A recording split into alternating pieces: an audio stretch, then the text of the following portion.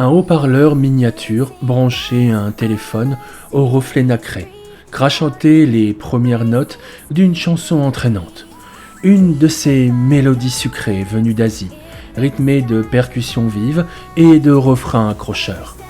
La foule, d'abord clairsemée, s'était approchée peu à peu, formant un cercle compact au milieu de la rue pavée. Au centre, une silhouette éclatée de couleurs et d'élégance. Cristal, vêtue d'une robe Lolita à volants blancs et violets, garnie de dentelles et d'un ruban noué autour de sa taille, se mouvait avec une grâce qui hypnotisait les passants. Ses bottines cliquetaient doucement sur le sol, tandis qu'elle enchaînait des pas précis. Un pivot léger sur la pointe du pied, un mouvement vif, des mains qui traçaient des arabesques dans l'air, puis une pirouette où ses jupons tournoyaient en corolle. Son visage rayonnait, encadré par des mèches soignées qui ondulaient à chaque geste. Les passants, fascinés, oscillaient entre surprise, admiration et un sourire amusé. Certains sortaient déjà leur téléphone pour capturer la scène. La musique montait en intensité et Cristal s'y abandonna totalement. Ses bras s'élevaient comme pour attraper le ciel, puis retombaient en un claquement précis qui résonna comme une ponctuation. Elle avança d'un pas décidé, recula avec fluidité, leva un bras, puis s'inclina les yeux fermés, comme si la rue entière n'existait plus, remplacée par une scène invisible que seul son cœur voyait. Quand la chanson s'acheva, dans un dernier accord scintillant, Cristal fit un salut théâtral, ses mains croisèrent devant elle, le menton légèrement incliné. Un silence bref suivit, puis une slave d'applaudissements éclata. Des éclats de voix enthousiastes se mêlaient au battement des mains. Le souffle, encore légèrement court, Cristal sourit à son public. D'un geste habile, elle attrapa son petit sac aux motifs floraux, coordonné à sa tenue, et le tendit en passant parmi la foule. Les spectateurs touchés, amusés ou simplement conquis, y déposèrent des pièces, des billets, parfois même un mot griffonné. À chaque don, Cristal inclinait la tête avec un « Merci, merci beaucoup », chantant accompagné d'un sourire lumineux. Une fois sa collecte terminée, elle remit soigneusement ses affaires dans son sac, resserra son nœud dans le dos et fit un dernier signe de la main. La foule se dispersa peu à peu, certains encore en train de commenter sa prestation, d'autres fredonnant déjà le refrain qu'ils venaient d'entendre. Cristal, elle, s'éloigna d'un pas léger, ses rubans flottant derrière elle, comme si elle glissait hors de son propre spectacle. Cristal marcha encore quelques rues, ses bottines claquant doucement sur le pavé, avant d'arriver à un petit parc bordé d'arbres. Les derniers rayons du soleil filtraient à travers les feuillages, disséminant des taches de lumière sur les allées. Elle traversa tranquillement, cherchant un endroit un peu à l'écart, et finit par s'asseoir sur un banc en bois, encore tiède de chaleur. Elle posa son sac sur ses genoux, l'ouvrit, et en renversa le contenu devant elle. Les pièces tintèrent doucement, quelques billets pliés se déplièrent en papillons froissés. Du bout de ses doigts, elle commença à trier et compter. Ses lèvres bougeaient sans un son, le regard concentré. 1, 2, 3... Chaque somme s'alignait dans sa tête, et avec elle, des possibilités. Avec ça, je pourrais acheter un peu de nourriture. Peut-être du tissu pour rapiécer la jupe abîmée. Ou ces rubans que j'ai vus l'autre jour. Son imagination allait vite, déjà projetée dans des étals colorés, des morceaux d'étoffe, des fruits frais, des petits accessoires qui lui redonneraient un air neuf.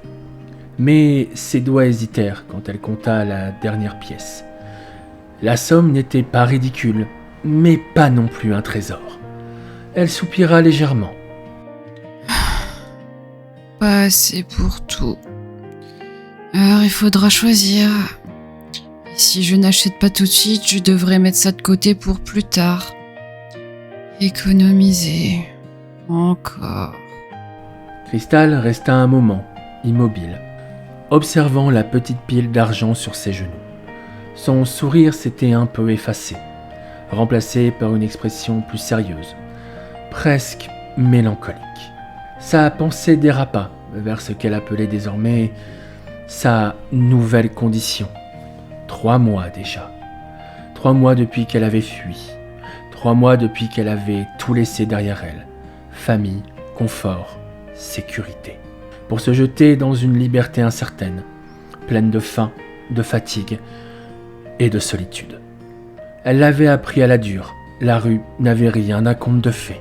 Un frisson parcourut ses épaules, malgré la douceur de l'air.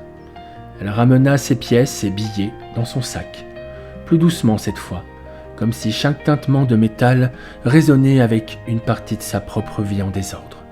Puis, elle leva les yeux vers le ciel orangé, perdue entre regret, espoir et un soupçon de détermination.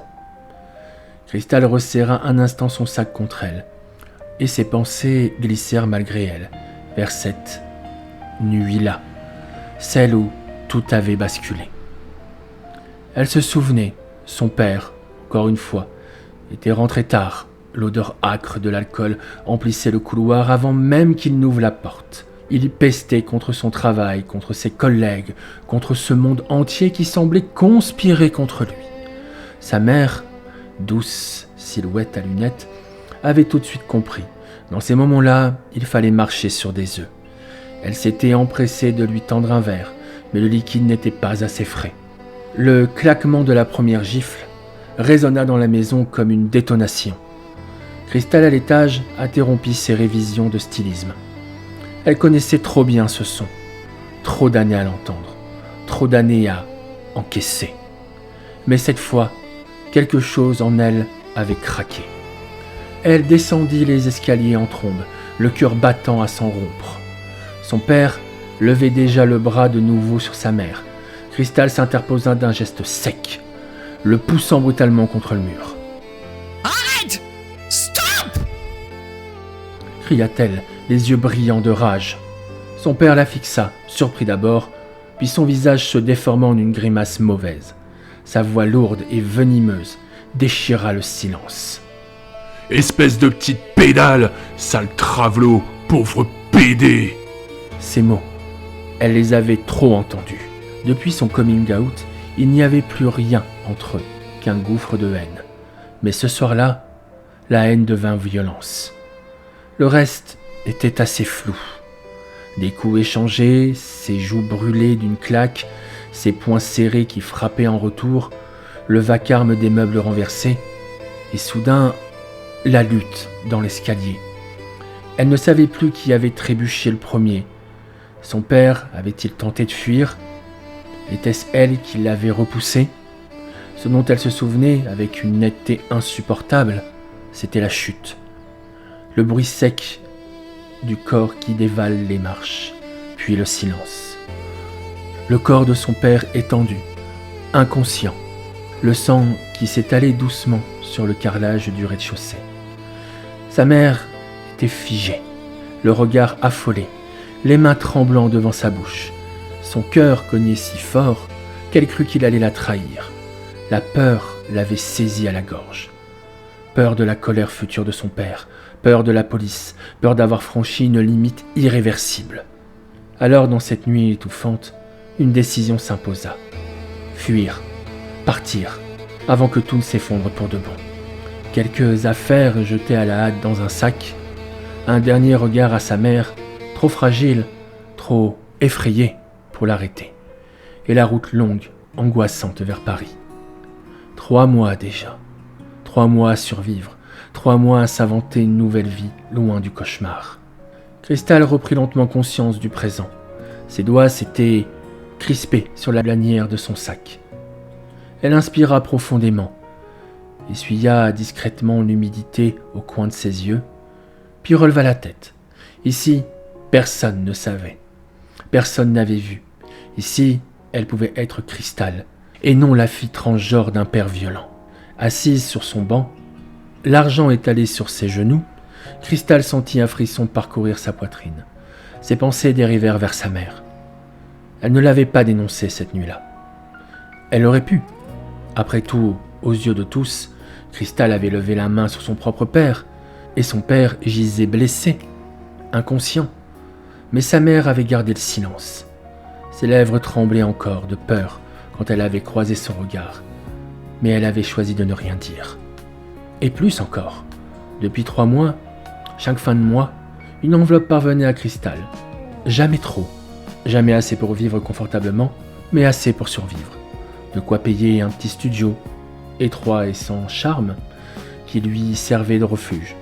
De quoi ne pas sombrer dans la rue, même si le reste, les repas, les vêtements, les soins, dépendaient uniquement d'elle, de ses spectacles improvisés et de son courage à s'exposer. Elle imaginait parfois sa mère, seule, guettant l'instant où son père s'absentait ou dormait pour glisser l'enveloppe à la poste. Un acte minuscule, presque invisible. Mais pour Cristal, il avait tout changé. Il y avait dans ce souvenir une blessure et une tendresse mêlées. Sa mère restait prisonnière, incapable de rompre ses chaînes. Mais elle tendait la main comme elle le pouvait. Et Cristal, chaque fois qu'elle ouvrait une enveloppe, entendait l'écho silencieux de cet amour fragile, caché, mais bien réel. Elle serra l'argent récolté ce jour-là et inspira profondément. Cette vie n'était pas facile, mais c'était sa vie. Et elle comptait bien s'accrocher à chaque petit souffle d'espoir qu'elle pouvait trouver. Alors que Cristal comptait les dernières pièces perdues dans le flot de ses pensées, un éclat de bleu et de rouge attira soudainement son regard. Une voiture de police venait d'entrer dans le parc. Son cœur fit un bond dans sa poitrine. Instinctivement, ses épaules se raidirent et ses doigts se refermèrent sur les pièces qu'elle tenait. Le tintement du métal sembla, l'espace d'un instant, beaucoup trop fort. Elle n'avait rien à se reprocher. Pas vraiment. Sa mère n'avait rien dit, personne ne savait où elle se trouvait, et son père, elle ne voulait même pas y penser.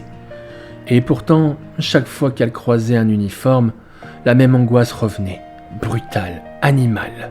Les 2 agents discutaient tranquillement, leurs pas crissant sur le gravier. Ils riaient même, parlant d'un match de foot ou d'un collègue. Mais pour Cristal, chacun de leurs gestes semblait calculé. Chaque regard, une menace potentielle. Elle baissa la tête, fit mine de ranger son sac lentement avec des gestes calmes. Son cœur battait à tout rompre. Elle savait que le moindre geste brusque, le moindre regard fuyant, pouvait éveiller les soupçons. Quand la patrouille passa à sa hauteur, elle retint sa respiration. L'un des policiers jeta un bref coup d'œil dans sa direction. Sans ralentir, ils poursuivirent leur ronde, s'éloigna vers la sortie du parc. Ce n'est qu'une fois les sirènes éteintes au loin que Cristal laissa échapper un long soupir. Ses doigts tremblaient encore. Elle se força à sourire, un sourire fragile, presque triste. « Encore un jour de gagné », murmura-t-elle pour elle-même. Elle rangea soigneusement l'argent dans une petite bourse en tissu, remit son sac sur l'épaule et reprit la marche. Son ombre s'étira sur le gravier comme un secret qu'elle traînait derrière elle.